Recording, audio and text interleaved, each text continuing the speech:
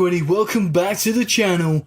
This is Pure Wrestling. Today I'll bring you official NXT review and results. I'm going to go through the show as always, like I do with any review and results show. Go through the show, tell you what happened in the show, give you my opinion, and give you a official rating at the end of the video. So if you please can comment down below at the end of the video what you think of NXT this week and give me a rating. I'd be very, very happy. And also, if you already missed the Raw or Smackdown review that I've done, also a breaking news video talking about Neville, Nia Jax, and a Raw in general. I'll talk about the ratings and stuff. I'd done a video on that yesterday, so go ahead and check that out. There'll be links in the description. Also, there'll be other links to my past videos last week. I've done a lot of cool videos last week. If you already missed the top 10 drafts that need to happen in 2018, I've done videos on the Shield, and I've done a lot of other videos like also Sister Abigail, the top 5 picks and stuff like that. I've done a lot of videos. Also, my other news and rumours video, which I've done talking about Neville wanting to join the Bullet Club, that is also live on the channel as well for you guys if you're interested in that. So there's a lot of content on this channel already. We still have TLC predictions and review coming onto the channel. Another video which I'll be uploading on this Saturday. I'm going to film straight after this. Bit of a surprise for you guys, so stay tuned on this channel. Subscribe if you aren't already. Please, I urge you to do that. Hit that subscribe button. Help me reach 200 subscribers by Christmas or the new year.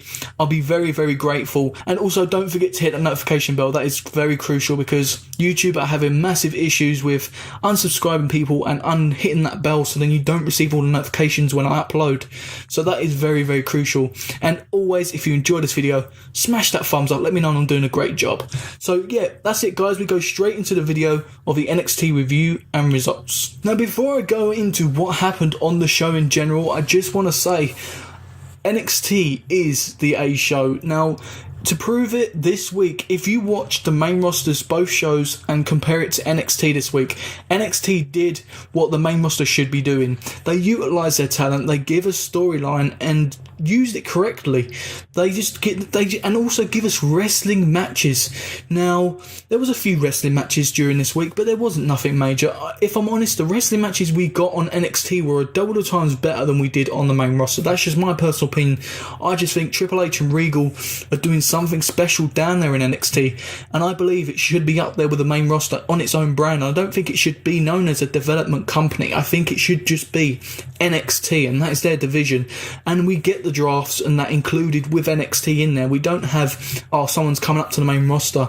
We should have a draft or a superstar shake-up with NXT included. That's just my personal opinion. I think NXT is great, and I think if not now, then in the future, I feel that that should be the thing that they sort out, because there is still a few things they need to sort out. Obviously, I feel like they need an NXT mid-card championship belt. I think they may need to maybe get the UK division a bit more in there as well. Obviously, the Mae Young Classic people coming through as well. I feel that this is going to be a bit of a time where you're going to need to see NXT utilise their massive roster that they've got, and I feel like in 1 hour you're not getting that. I think they also need to improve the time of the show, even if it was to an hour and a half to 2 hours. I think NXT would be great. Every week I look at the end of the show and I'm like, oh, I want to see more. I want to know what's going to happen with say Sanity or whoever. I want to know what's going to happen. I want to see more. Now, if I watch SmackDown or Raw, sometimes I'll get that feeling, but sometimes more than most, should I say, I'm left disappointed with the main roster. That's just my personal opinion on it. But let's go straight into the show, guys. I'm going to go and talk about match number 1. So we opened up the show with the triple threat qualifying match for the Women's Championship match that's going to take place at NXT War Games. Now, I'm super excited for War Games, and this type of build they're giving it. We've already got Kairi Sane in the match, and we've already got Peyton Royce. Now, in this match, we had Ember Moon, Ruby Riott, and Sonya Deville. Now, I want to give my personal opinion on this match before we go into what happened. Ember Moon is simply my favourite in this match. Ruby Riott is simply becoming my second favourite in this match. They're building her very, very well. I see she's got a lot of potential, but I worry for when she gets to that main roster. That's the only worry I have. Whereas with Ember Moon, she's got the gimmick, she's got the look. I feel like she could be very, very well used on the main roster. But saying that, if you look at Shinsuke Nakamura or Bobby Roode or even Asuka that's going to come up, I worry for them too. So Ember Moon still could be a worry, but Ruby Riott especially, I just feel like that gimmick, will it get over as much as it should? But I feel like Ruby Riott in NXT now, I feel like she could be in the future a champion in the NXT division on women's.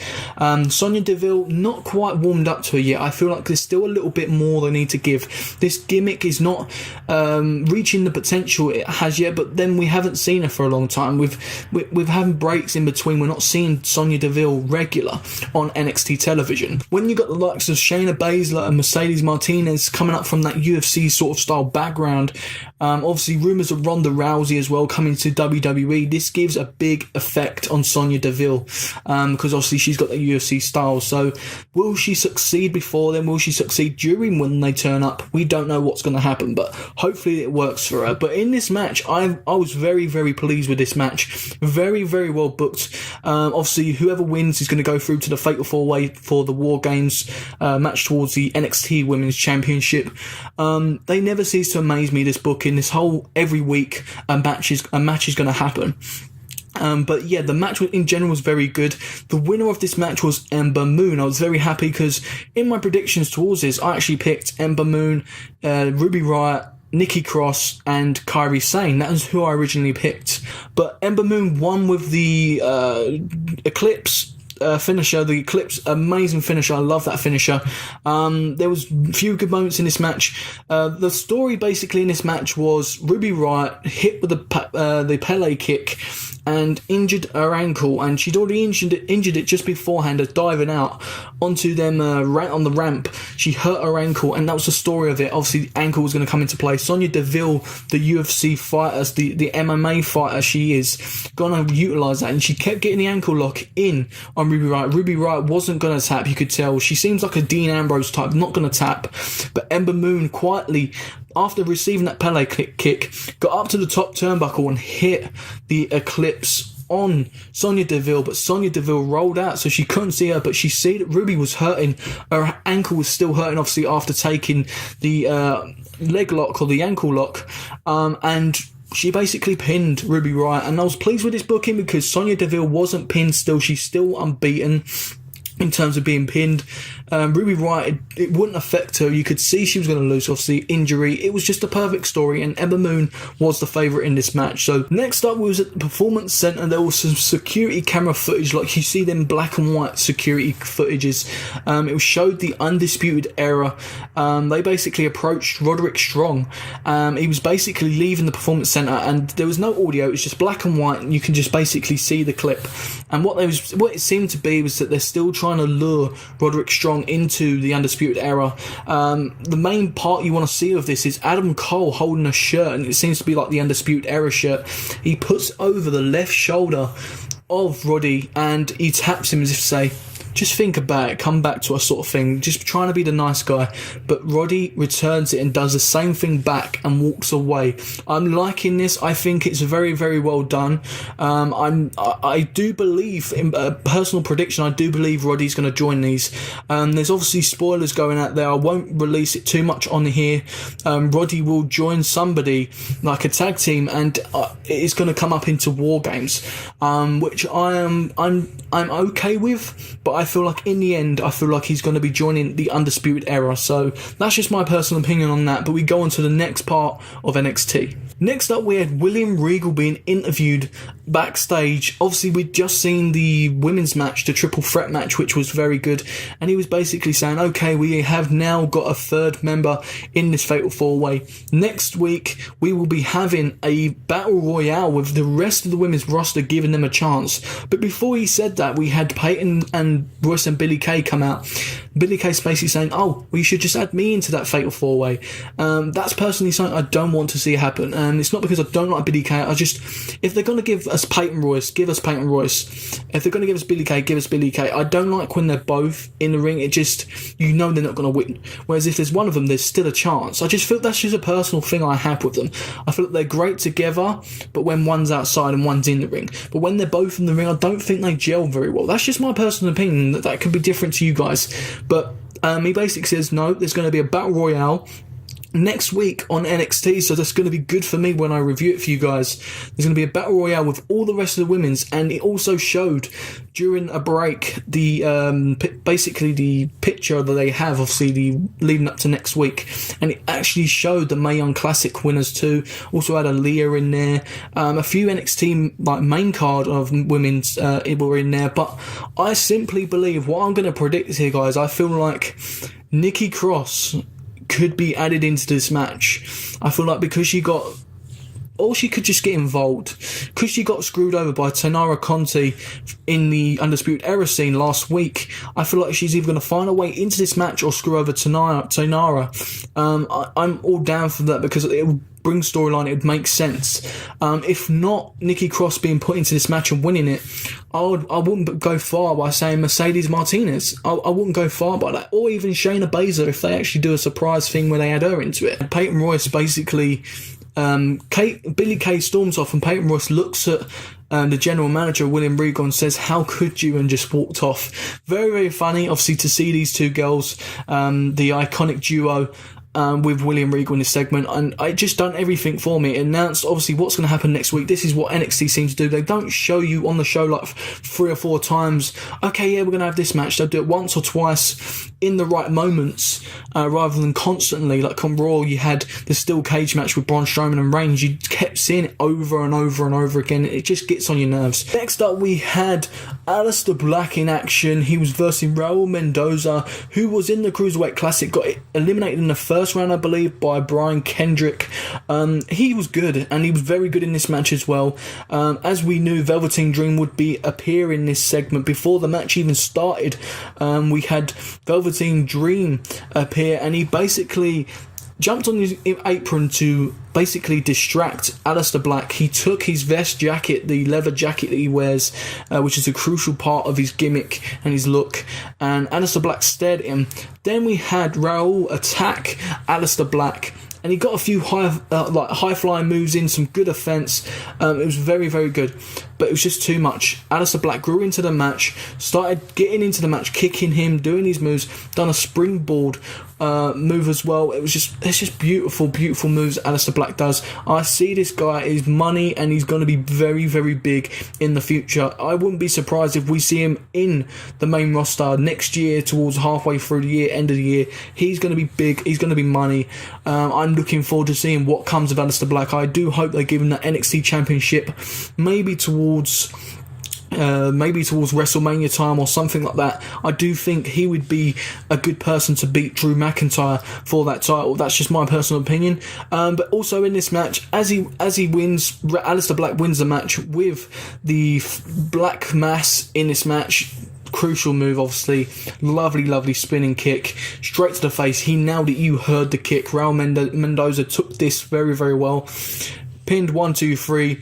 He sits down Indian style in the ring like he did last week, looking forward. The crucial part of this story was when obviously Velveteen Dream was getting annoyed because he still isn't paying attention. He's saying, say my name, he kept repeating it, getting annoyed. As he walks off with the jacket still, might I add, Alistair Black, it shows Alistair Black look as he's walked off, so we don't see, Velveteen Dream don't see Alistair Black's paying attention to him. He's still trying to show that he's not getting into his head, but he is. That's the storyline there. Very, very good storytelling. I'm looking forward to see what comes of this. I think it's very well built, and I have simply believed this is probably one of the best feuds in NXT so far, because it's going to do great for both of these guys, especially Alistair Black. I feel like this is going to shoot him up a level. Velveteen Dream's going to get his character over like he has done the past few weeks. And he's going to be in the ring with one of the best wrestlers on NXT, in my opinion. I just think he's going to do well. I don't think Velveteen Dream's going to win the feud, of course. He may win 1 or 2 matches, but I think this is going to be a money match, a great feud, and it already has been, the build-up towards it. I'm just looking forward to see what comes from Alistair Black and Velveteen Dream. Next up, we had an interview backstage again, but this was with the NXT champion Drew McIntyre. Now, I'm going to quickly go over this. I'm not going to go over the whole thing. The main points you need to know here was this was very heartfelt message from Drew McIntyre. He was going over the story of how he was heartbroken when he'd got released from WWE. He worked his way up. He worked so hard with his wife. They worked together as a team to get him back up to where he was. In 4 months, he's NXT champion. That is the main thing you need to know of his whole promo. And basically, Zelina Vega, the second part of Andrade Cien Almas, I want to call her manager, should I say, crucial part to Andrade's character, doing very, very well. I was pleased to see this. As soon as I see her, I was like, okay, this is going to be money match. It's going to have to happen. Andrade's been there for a long time now, and he deserves a shot at that title. And now with Zelina Vega, he could even go and win it. I don't think he should beat Drew. I think it should be a great feud and some very good matches. But as I said, I believe the only two people that should beat Drew McIntyre, in my opinion, are Alistair Black and Adam Cole. They're the only two, but Adam Cole's tied into this Undisputed Era at the moment. I don't know. Maybe by WrestleMania time, maybe Undisputed Era could hold all the titles. We do not know what's going to go on. But yeah, she came in, she basically was talking about how Drew McIntyre's been trying to avoid Andrade Cien Almas, and basically she's trying to get into his head, basically asking for a shot. Drew McIntyre says, look, I'm not avoiding him. I've said it already. I'll fight anytime, any place, anyone, as long as they come and ask me. So basically he's leaning towards this, and at the end he basically says, instead of sending his business partner, why don't he come face to face to me and ask me himself? And that's how it's left. Very, very well put. Very well.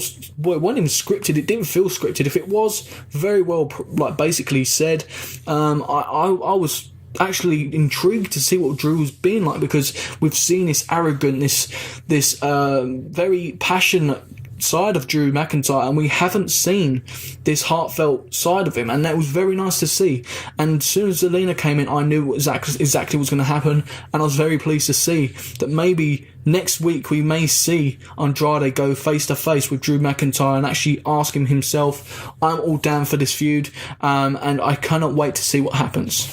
Next up, we had a match which most people would call a squash match. It was Casillas Ono, which was in action next. We see the promo before. He had Cesar Benoni, the guy who actually beat Andrade Cien Almas before he got Zelina by his side.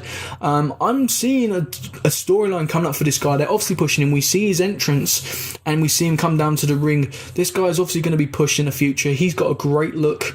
Not seeing too much of his character yet, but that's why I think the storyline will come into it. This is what NXT always do.